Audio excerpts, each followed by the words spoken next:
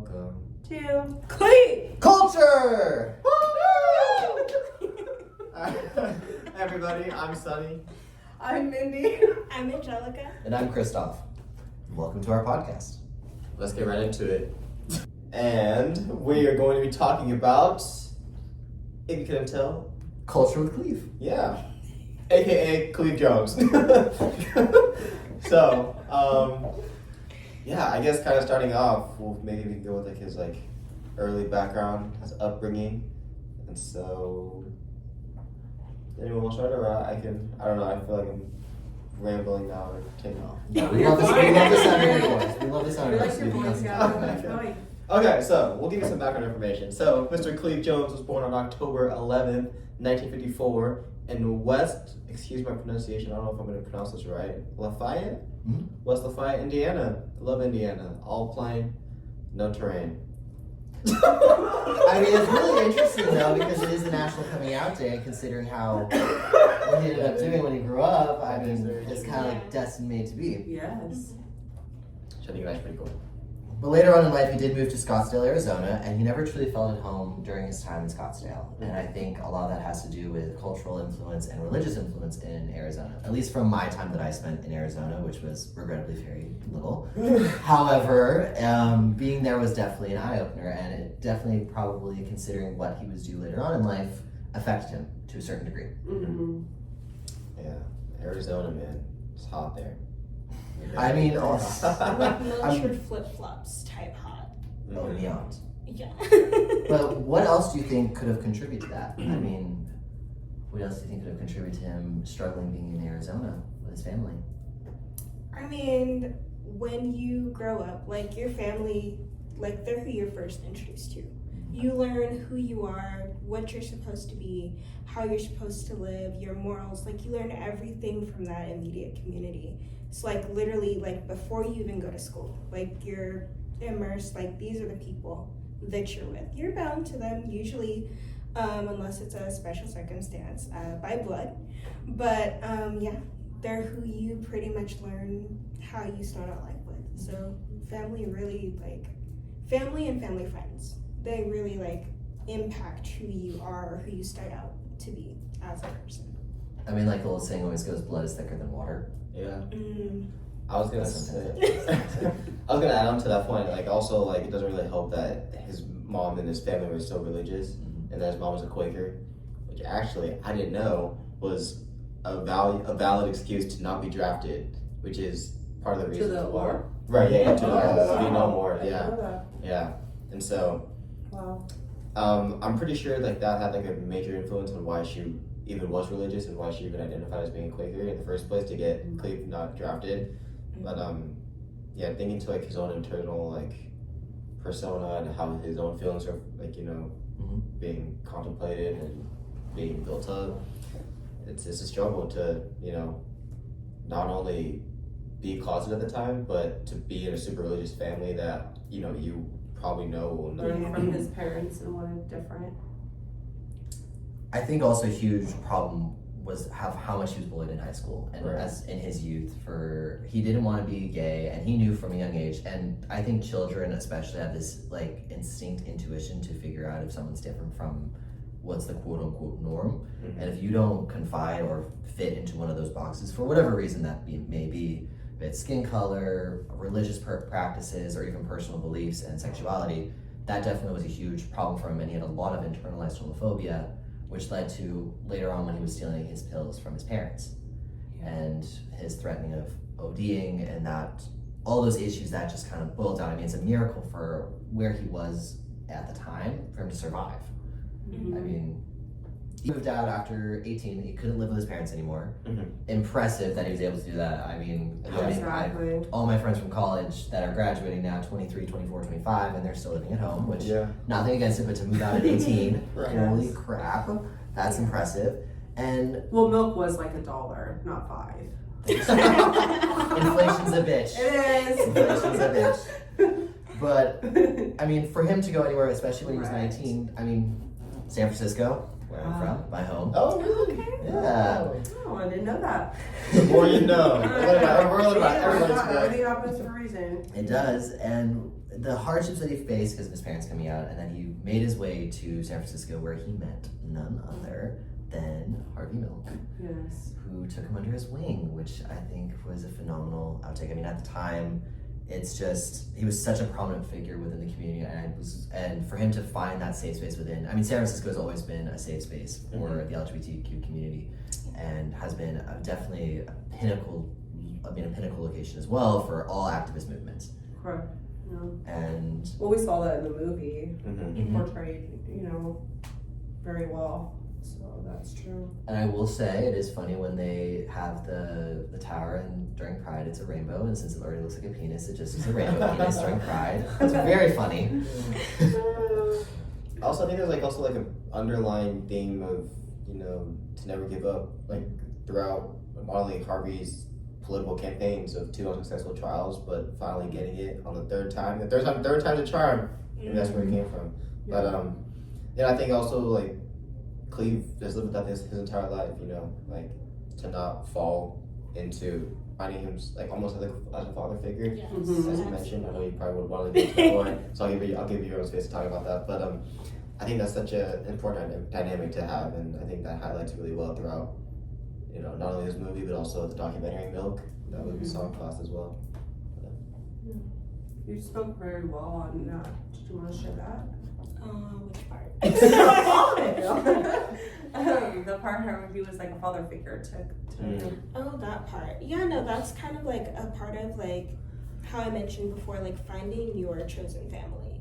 So he literally hitchhiked to find his own chosen family, to find his sense of community, and running into Harvey was just that chance. Everything happens for a reason. Mm-hmm. So it just was really, I think had he not found Harvey, he might not have been as impactful, because he was kind of it wasn't just a father-son or mentor-student type relationship. They became friends, and when Harvey sadly was assassinated, he ended up picking up the torch, even though he felt defeated. He talks about love so much. There's so many quotes that Cleve Jones has that are centered on love and reaching out and respect and responsibility. But yeah, had he not had that close relationship and been in on working on these movements with Harvey, and essentially basically networking, getting to know other individuals, because he had other mentors too, such as Phyllis Lyon and Del Martin. They're a lesbian couple, so they were very involved in other gay rights movements. They were very dynamic. So it wasn't just Harvey, even though he's the main one, probably the first person that he actually came into contact with. But he surrounded. he literally he had a whole community. He found his true chosen family, and I think that kind of gave him the confidence to be able to take up that mantle, take up that torch, and continue the legend on, because he knew personally what it felt like to be outcast, to feel you couldn't be yourself, to have people in your life that you're related to, not related to, that are looking down on you, that are bullying you for no reason, even though you may not want to identify as, what you identify as. And just being able to take his experiences and all his losses, essentially, that he had, because essentially, when your parents don't accept you, that's a loss. Right. That is a huge loss, because you have these people, they're supposed to love you unconditionally, and they don't, because of one factor of your identity. And so finding that chosen family is just really important. And had he not had that foundation, that newfound sense of hope, I don't think he would have been able to pass it on to everyone else. Yeah. So what you're saying is because of the losses that he had, he put energy and strived for better things, such as I don't know. Well, what would be the first thing that? Sorry, people. Sorry. Also looking for that. I was gonna say I think this you want to monitor? Yeah. I think like something that's important to note is that, you know, if you're in a situation like Cleve was, when you know your family isn't accepting, and you might have friends and they might tell you about their families and like how they're so loving, or you know all these fortunate things that they're happening, and you know, that's saying that comparison is the thief of joy. You know, that I think that's a really important thing that not only Cleve represented, but that mindset that he carried on to essentially everyone that he tried to influence, which is why he's such an influential person as well, because going through all those hardships and you know, it's I'll be back to everyone. Yeah, no, when it spoke of the marches that were going on, and he had asked them to place the names of the loved ones that they had lost, sort of gave him that inspiration to then start the artwork that he is known for also is the quilt. And so I think that maybe was a part of his therapy too, while he was dealing with all the loss of the people that were dying around him at that time too, and losses from his past. He found like a little outlet. Yeah, getting together to mourn together collectively and sort of like lift each other up and give each other hope. And as a community, I mean, the LGBT community has suffered, especially in the gay community, have suffered so much of loss and mourning from their found family due to AIDS. And the suffering that they occurred from years of not just police brutality of friends or just people on the street, but also from AIDS itself.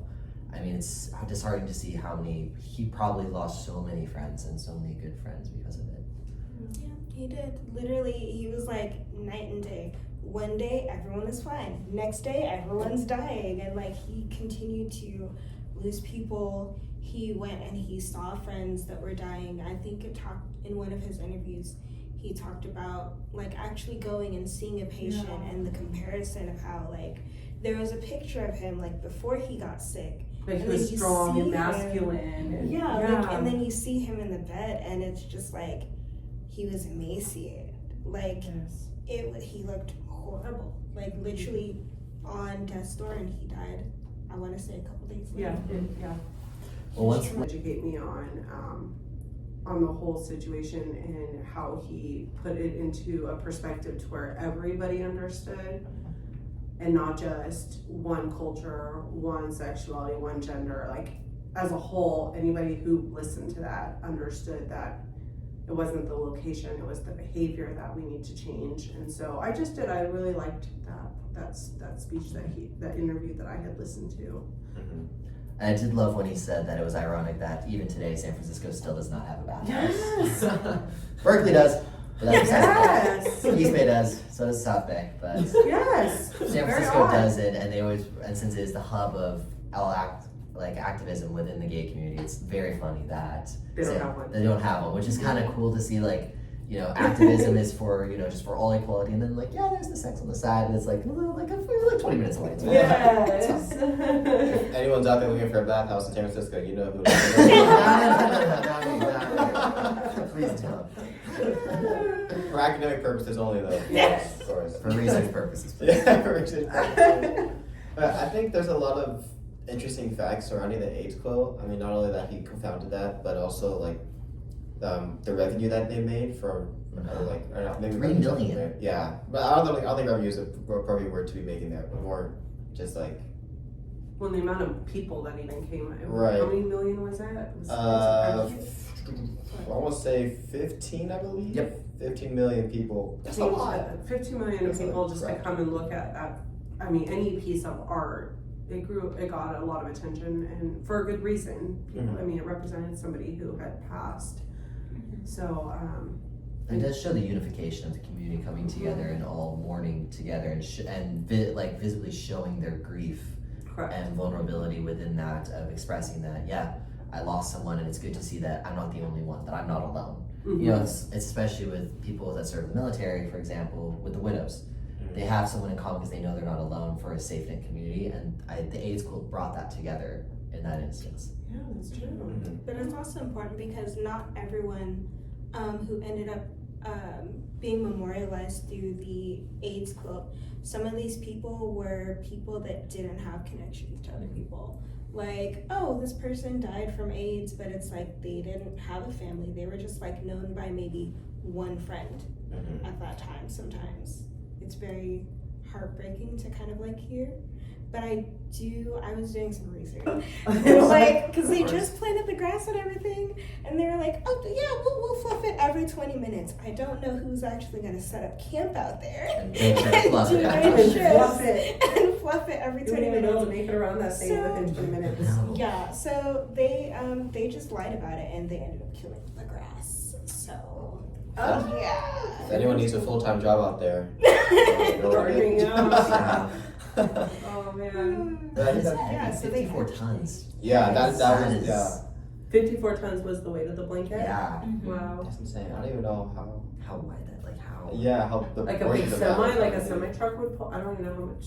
I think I that don't probably know. was so much, Just like- More than that. I don't know, like we did semis and they have to put this together. I don't know. That's a big blanket.